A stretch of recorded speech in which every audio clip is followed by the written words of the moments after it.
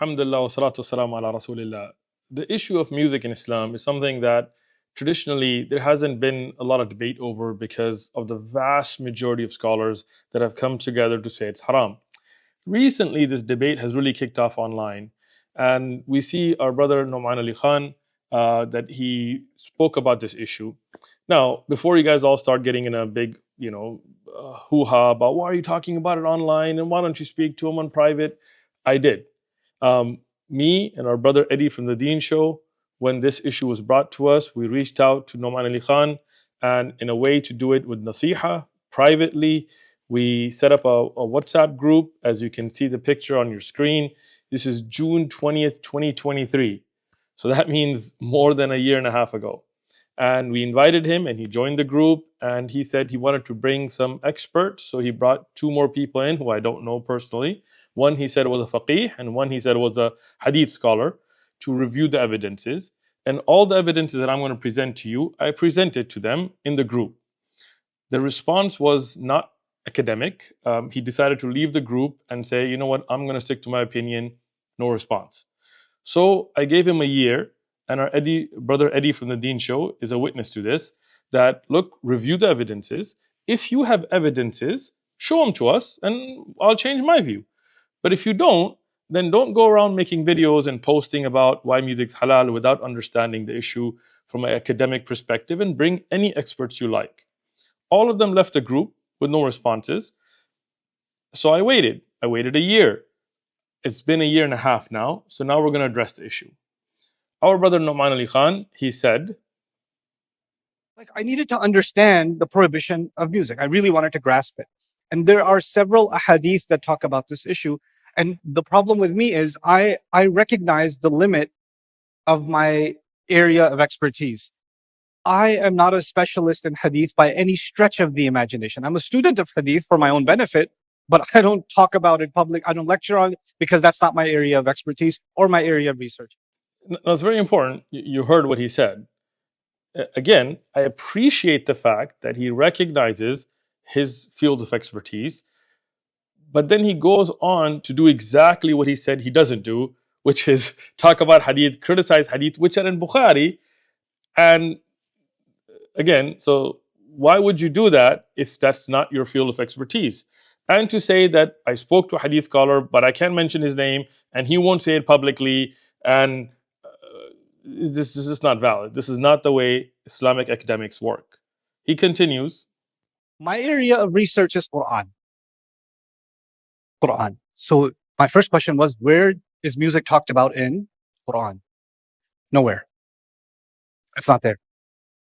The one place where you can argue it might be there is Surah Luqman. وَمِنَ النَّاسِ مَنْ يَشْتَرِي لَهْوَ الْحَدِيثِ لِيُضِلَّ عَنْ سَبِيلِ اللَّهِ. Surah Luqman, among the people is someone who purchases vain speech to misguide others from the path of Allah. And the vain speech, lahwa al-hadith, the opinion, the famous opinion regarding it from Ibn Abbas is this is referring to music. So then the ayah would mean among the people is someone who purchases music. So now all of a sudden, this became a Quran studies issue, right? But Ibn Abbas radiallahu anhu has an opinion, and there are several other Sahaba who have several other opinions. And fun enough, the opinion of Ibn Abbas radiallahu anhu that's recorded in Ibn Kathir is not authentic. It's not authentic. The chain includes someone who's considered a drunkard. Now here's the problem. You see, in the beginning, he clearly said that hadith is not his field, and he doesn't talk about hadith, and he doesn't criticize hadith. And then he goes on to do exactly that. And to say that chain has a drunkard is a very harsh criticism of a hadith that is no doubt authentic. And I will prove it, inshallah, in this video, with scans of each book, evidences, chains, and all of that. You can't say I don't know about hadith and then criticize hadith and call narrators drunks without even mentioning who they are. Which narrator? I asked him this on the group. Which narrators are drunk? I'm going to show you the chain and go through each narrator and show me where is the drunk. Okay? And it's not just one chain. And it's not just Abdullah ibn Abbas radiyallahu anhuma who said that lahu al-hadith in Surah Luqman includes music. And if other Sahaba mention other things that would also be included in useless or vain talks, doesn't mean that music is not included. It's not a contradiction here. Now, let's take this from the top. Let's take this from the Quran itself. In the tafsir of Ibn Abi Hatim, which is one of the earliest tafasir, he mentions the riwayah from Abdullah ibn Abbas, and it's on your screen. Now, notice that the students of Abdullah ibn Abbas have also narrated the same thing on their own, Qatada and Mujahid and Abdullah ibn Abbas, and you'll notice on the bottom that these are authentic. These have been checked as Sahih chains that mention from Abdullah ibn Abbas, from Qatada, from Mujahid, saying the Lahu al-Hadith in Surah Luqman is a reference to music. So in the Quran, it does mention this. Now, what I want to show you here, this is Mawsu'at Tafsir al-Mathur, which is a collection of all of the narrations from the Prophet ﷺ and Sahaba and Tabi'un and later scholars about the meaning of the Quran with chains and narrations of checkings. In it, not only through a single chain, now please look at this, from 6 independent chains from Sa'id ibn Jubayr and other Abu Salih and other students, Atiyah and Mujahid and Dahak and other scholars who took this knowledge from Abdullah ibn Abbas, all of them with their own independent chains, they mention Abdullah ibn Abbas held this opinion. That means it's not like a single chain. These are 6 different chains, authentic, right there on your screen. Now, look at the next page that we have here. Again, from Abdullah ibn Abbas, and he mentioned this authentically, from Hasan al-Basri, from Ata, other ulama from the Tabi'un, they all took this to mean that this is a reference to music.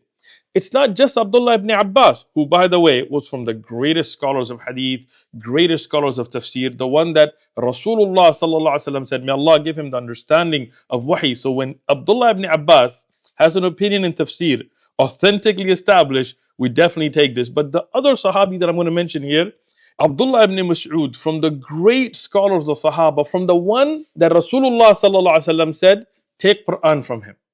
So again, now you look at the caliber of Sahaba we're talking about. Abdullah ibn Abbas, Abdullah ibn Mas'ud, here the narration from him, and Ikramah and Sa'id ibn Jubayr, they're all mentioned here. Now, and I'm going to discuss the narration from Abdullah ibn Mas'ud in detail. I'm going to go through the whole sanad, but I want to show you the other narrations as well. Mujahid, again, not through a single chain, but through 5 different chains here. Dahak and others, they have all said that this is a reference to music in the Quran. Now, let's take Ubayd ibn Umair, Hasan al-Basri, Sa'id ibn Jubayr, Ata, all of them, same opinion. So, don't just say it's like one narration from Abdullah ibn Abbas and others gave different opinions. No. There are tons of narrations from different Sahaba and different Tabi'un that all said that this means music. Now, when we look at a chain, we don't just say, I heard from somebody who won't mention their name and I can't mention them and they won't talk about... No. We're going to give evidences. This is from the Sunan al-Kabir of al-Bayhaqi, and this has the narration from Abdullah ibn Abbas that you said. Now, this is reported from Abdullah ibn Muhammad, who's famously known as Ibn Abi Dunya, from Zuhair ibn Harb, who was a great scholar and faqih and thiqa, from Jarir ibn Hazim, which is another strong, salih narrator, as al-Dhahabi has said, from Ata ibn Sa'ib, the great tabi'in scholar, from Sa'id ibn Jubayr, one of the fuqaha of Medina, from Abdullah ibn Abbas, radiyallahu anhuma, that says that this ayah with lahu al-hadith is reference to music. Now, where's the drunk? Where's the drunk? How dare you say something about a chain like this? Prove it. And this is why I gave you 1.5 years to go research it, to discuss it offline, so I don't have to do this in public. But because you didn't respond, and our brother Eddie from the Deen shows is a witness to this, we have to do this in public. Where's the drunk? Now, continuing on, next page. This is the hadith from Abdullah ibn Mas'ud. It's also mentioned with the same meaning that this ayah in the Quran shows that music is haram. And Abdullah ibn Mas'ud said, Wallahi al-ghina. He says, I swear by Allah that this is a reference to ghina. Abdullah ibn Mas'ud, the great Sahabi, the Faqih, the Mufassir, the Muhaddith, the one that Rasulullah sallallahu alaihi wasallam said, take Quran from him, take the understanding of the Quran. What did he say? He says, this ayah shows that music is haram, and he took qasam by it. And as you can see, this is Sahih. It was authentic by Ibn Abi Dunya and by Ibn Jareen in his tafsir and others. And we'll talk about al-Baghawi and others. So now, when we look at the authenticity of ahadith, one of the greatest scholars in this field from the past, I'm not even getting to contemporary scholars, is Ibn Hajar Asqalani. The famous Ibn Hajar Asqalani has a famous takhrij book, a checking of hadith, talkhis. And here he says about the hadith Abdullah ibn Mas'ud, where Abdullah ibn Mas'ud takes qasam, which is Wallah, this is ghina. He says, Bi-isnad al-sahih, it is authentic. Ibn Abi Shayba had reported it authentically. And then he says about this that Al-Hakim and Al-Bayhaqi all considered it to be sahih, as Ibn Hajar Asqalani does himself. In the Mustadrak of Al-Hakim, I've given out here the entire chain again. Now, I'm going to go through the entire chain again with you, okay? So know, is there any weak narrator in this hadith, any drunk in this, okay?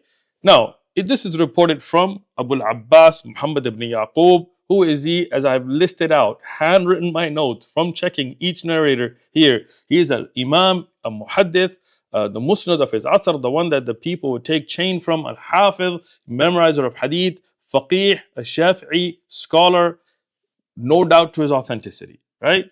Who does he report it from? From Bakkar ibn Qutayba al-Qadi, who was a famous scholar and judge, Qadi al-Kabir, Allama, Muhaddith, a Hanafi faqih of the Hanafi madhab.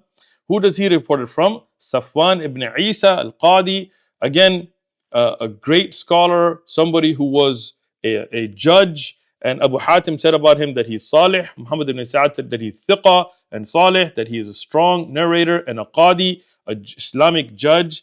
Who do they report it from? Humayd, Kharrat, and that is one of the great scholars of hadith as well. Ibn Abi Hatim said that Yahya bin Ma'in said about him that he is thiqa, that he is strong in hadith, and laysa bihi bas, there is no criticism of him.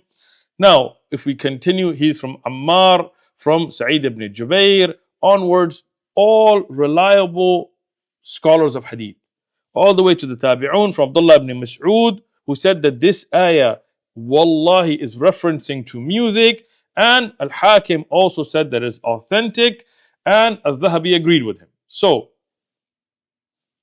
where's the drunk? Right? No doubt, not just through Abdullah ibn Abbas, but Abdullah ibn Mas'ud and other Sahaba and a great number of tabi'un authentically said that this ayah includes the tahrim, the haram of music. It is in the Quran. Now, are there hadith? Our brother Na'man Ali Khan said, okay, there are these hadith. Then I go to Dr. Akram Nadwi. Tell me about these hadith. None of them reach the degree of sahih. Now, again, when you're talking about hadith now, when you just said you're not going to talk about hadith and this is not your field, again, that's disturbing. This hadith that you're referencing is in the Sahih of Imam al-Bukhari. Some of the ulama said it's mu'allaqan, that it's not a part of the Sahih itself, as mu'allaq is usually a hadith that Imam Bukhari uses in his chapter titles without the chain. But if you look at the hadith here, it actually has the entire chain. Even though Imam Bukhari says qala here, referencing the beginning of the sanad, it does not mean that it's mu'allaq in the sense that he doesn't include it as a part of his Sahih. So this hadith that you're talking about is in Sahih al-Bukhari. That should be enough for us to say, okay, especially if you're not an expert in the field of hadith, you shouldn't be saying that it doesn't reach the level of being authentic. But just for fun, let's take this hadith apart. The greatest or the best known and the most popular explanation of Sahih al-Bukhari is a book called Fath al-Bari by Ibn Hajar Asqalani, the great Shafi'i scholar and hadith scholar. What does he do? He checks this chain to particularly clarify that this is not mu'allaq in the sense of not having the sanad. And even with its narrators that are there, he says that this hadith is hadith sahihan, it is authentic ala shart al-Bukhari. Upon the conditions of al-Bukhari, it meets the level of criteria of Imam Bukhari. And he says that again, and I've highlighted it twice on the page there. So what does it mean? No doubt, this hadith is sahih according to the conditions of Imam al-Bukhari in his Sahih, as Ibn Hajar Asqalani has mentioned. Now, let's take some contemporary scholars. We've been taking the classic scholars. one of the best known scholars of hadith in our time, who has done an amazing work of rechecking and going over a hadith from the past, looking the opinions of different scholars, is Shaykh Albani. Well known, needs no introduction. In his Mawsu', collecting the hadith that he graded to be Sahih, the hadith, this hadith is there. Obviously, it's in Bukhari. But he discusses it and he says this hadith is Sahih. So Shaykh Albani thought it to be Sahih. One of the greatest fuqaha of our time, scholars of fiqh and usul, Shaykh Ibn Uthaymeen, in his book Sharh al-Mumti', as you have it scanned on your screen, what does he say? Al-hadith la shak fi sihhatihi. It is a hadith that there is no doubt to its authenticity. So Ibn Hajar Asqalani, Al-Hakim, Bayhaqi, later scholars like Shaykh Albani, Shaykh Ibn Uthaymeen, all agreed that this hadith in Bukhari is Sahih. And now you're coming out and saying that they don't reach the level of Sahih? Even if you're convinced it's haram, is there enough scholarship? When I spoke to the Hanafi ulama, they're like, we have no issue with it. We have no issue with it. I went to traditional South Asian Hanafi ulama in private gatherings, no issues. They won't say it in public. Privately, they said no issues. Now, this is really disturbing. First thing, you won't mention who these ulama are. Secondly, you will say that these ulama themselves will not say this in public. So why are you mentioning this in public? If this is something private between you and them, then keep it private. And if they're ashamed to say this publicly, then there's something wrong. And just to say I've met Hanafi ulama or Shafi'i ulama or Maliki ulama doesn't tell us anything.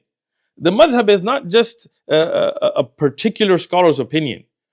Regarding this issue, there are ulama who have written entire works to say there is ijma', there is consensus that music is haram. Now, you could argue that point, that there is an ijma' and so on, but that's not even what I'm discussing here. When you talk about the madhahib, you have to reference the books of that madhab and the mu'tamad, the relied upon books of the madhab. Now, if you're going to say the Hanafi madhab and Shafi'i and Maliki and so on allow music, they don't say this is haram, then give us a reference from a book or name a scholar. You can't just say I met somebody somewhere and they won't even mention who they are and they won't mention it publicly and then quote it. Here, I'm going to show you. This is from Umar ibn Abdul Aziz. Umar ibn Abdul Aziz, the great Khalifa, the pious man who led the Ummah without a doubt. In his time, when some of the people started to allow music, what did he say? He said, you're openly allowing musical instruments and wind instruments is an innovation in Islam. He said, this is something that was never done before. And he criticized the people and condemned them for such a thing.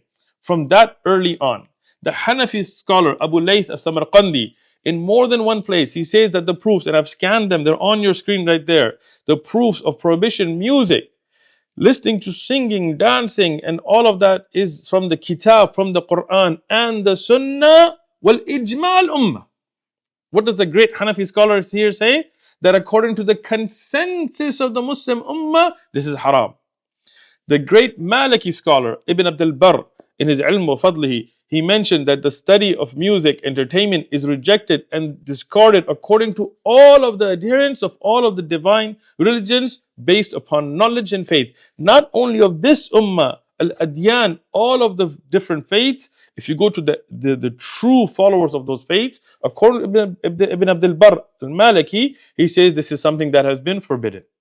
Now, we'll continue. The great Shafi'i scholar Al-Baghawi, in his Sharh al-Sunnah, in his amazing work, he says scholars of Islam have come to an agreement of prohibition of wind instruments, instruments of entertainment, musical instruments, stringed instruments, that there is an agreement of the scholars of Islam that this is haram.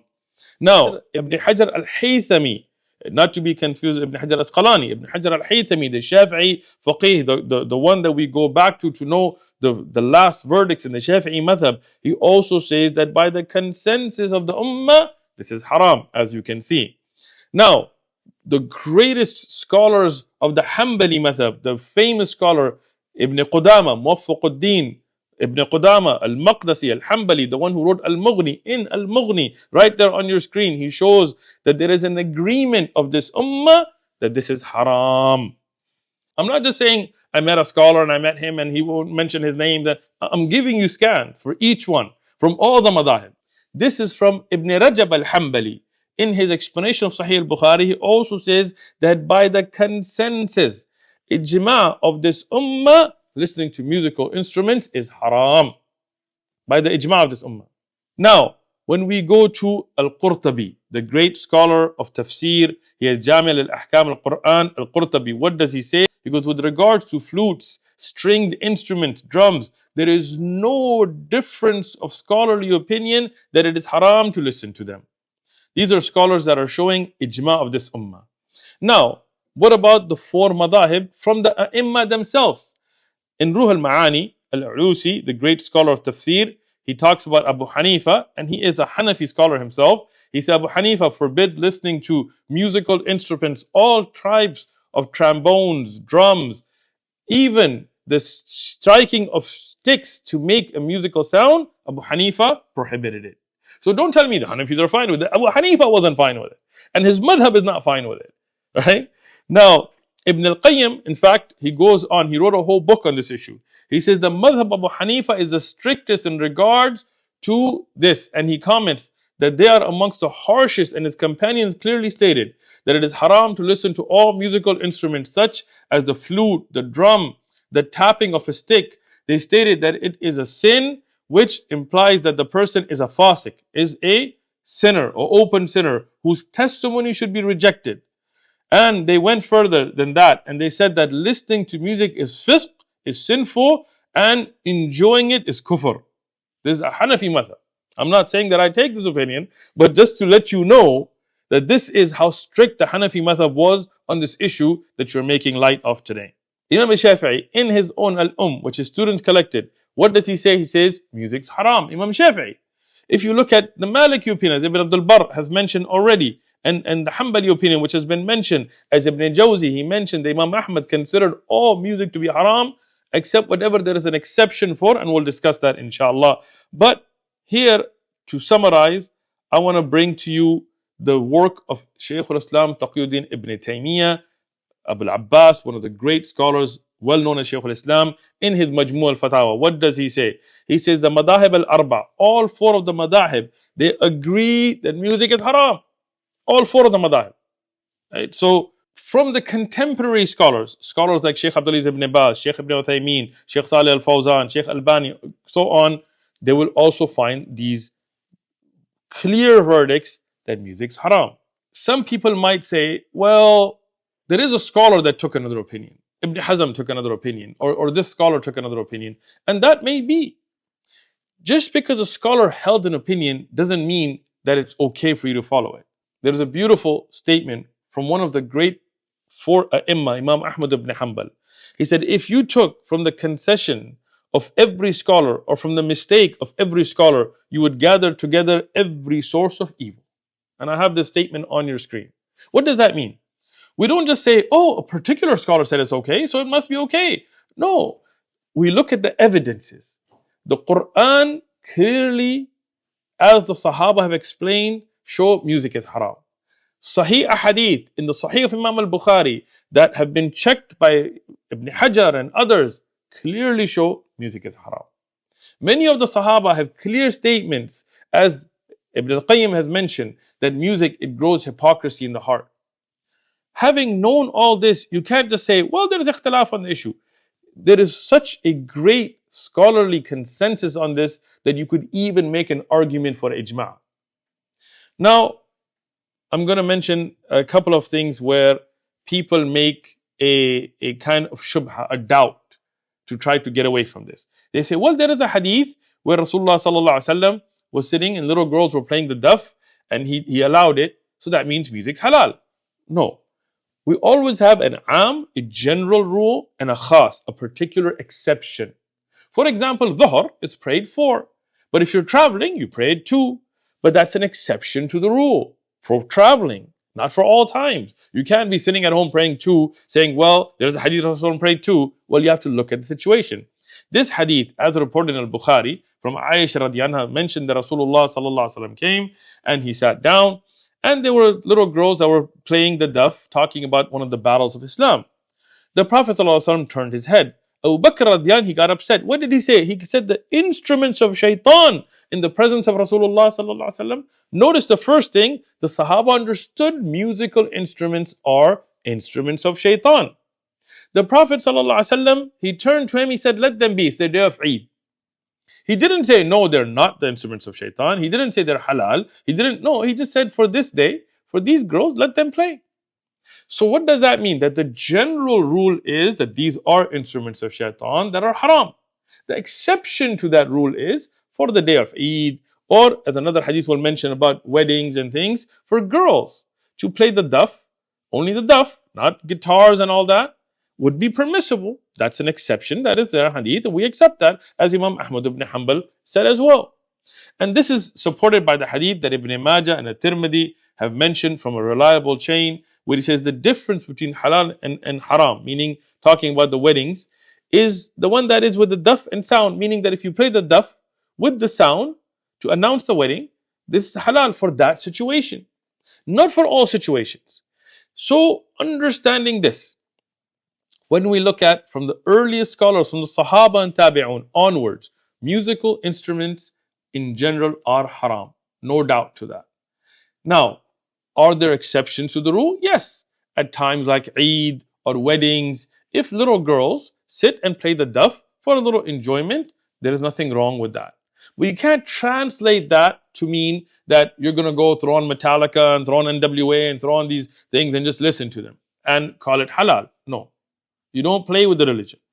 Now, there is another doubt people put forward. They say, well, music's everywhere. What do we got to do? Put corks in our ears when we're walking through a mall? No. There's a difference between hearing something that you don't intend to hear and something that you attentively go and listen to, right?